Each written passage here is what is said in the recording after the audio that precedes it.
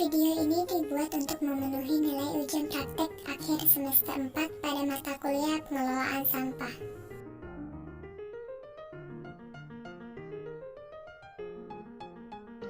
Halo teman-teman, perkenalkan saya Gustiara Huta Barat, mahasiswi Politeknik Kesehatan Kemenkes Medan, Prodi D3 Sanitasi Lingkungan Kabanjahe tingkat 2A semester 4.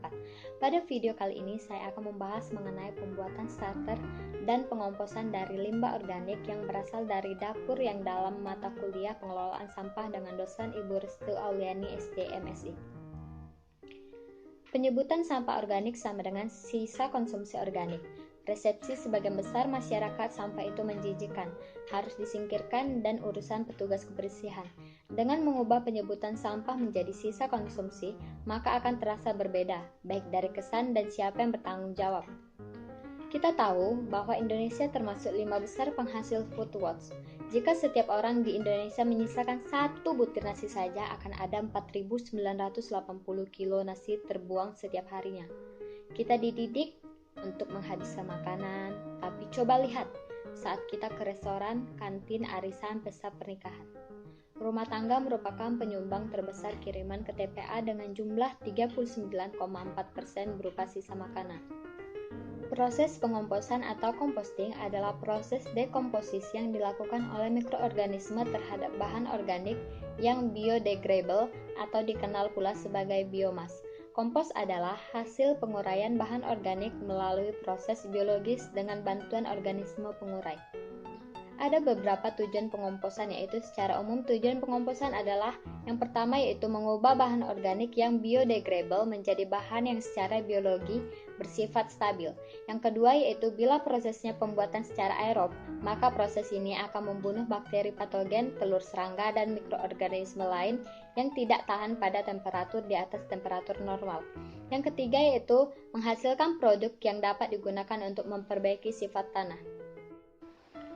Fungsi utama kompos adalah membantu memperbaiki sifat fisik, kimia, dan biologi tanah. Secara fisik, kompos dapat menggemburkan tanah. Aplikasi kompos pada tanah akan meningkatkan jumlah rongga sehingga tanah menjadi gembur. Sementara sifat kimia yang mampu dibenahi dengan aplikasi kompos adalah meningkatkan kapasitas tukar kation atau KTK pada tanah dan dapat meningkatkan kemampuan tanah dalam menyiram air.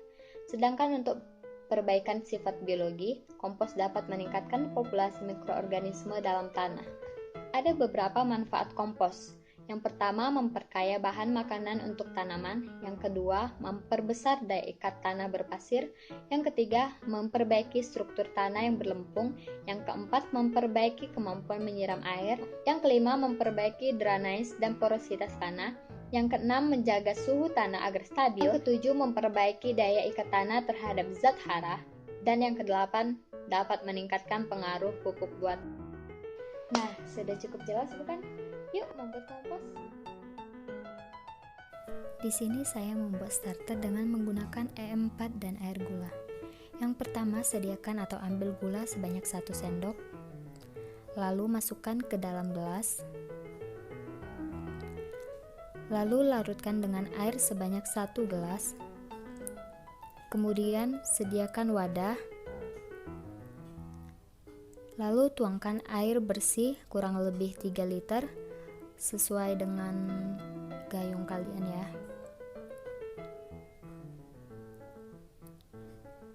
Oke.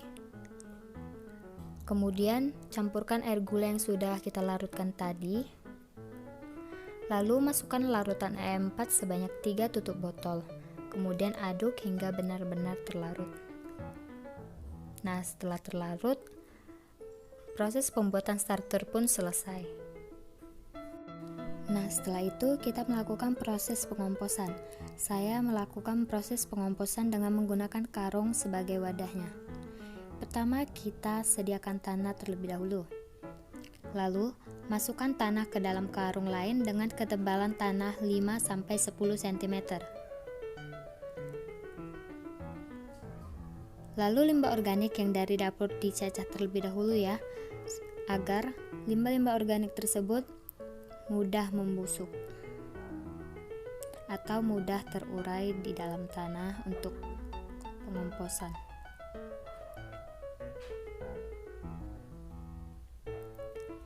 Nah, setelah selesai semua tercacah, masukkan sampah organik yang sudah dicacah tadi ke dalam karung pengomposan yang sudah diberi tanah tadi. Setelah itu, kita masukkan kembali tanah dengan ketebalan 5 cm untuk menutupinya.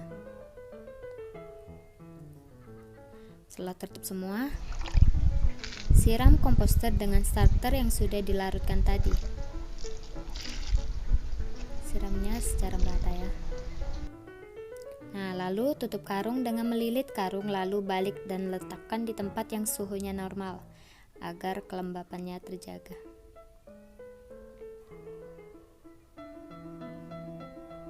Oh iya, jangan lupa dibalik ya. Lalu diamkan selama kurang lebih 2 minggu. Nah, setelah 2 minggu kemudian, ini hasil sebelumnya, sebelum kita masukkan dan kita proses. Dan setelah 2 minggu kemudian, berhasil. Tanahnya menjadi gembur.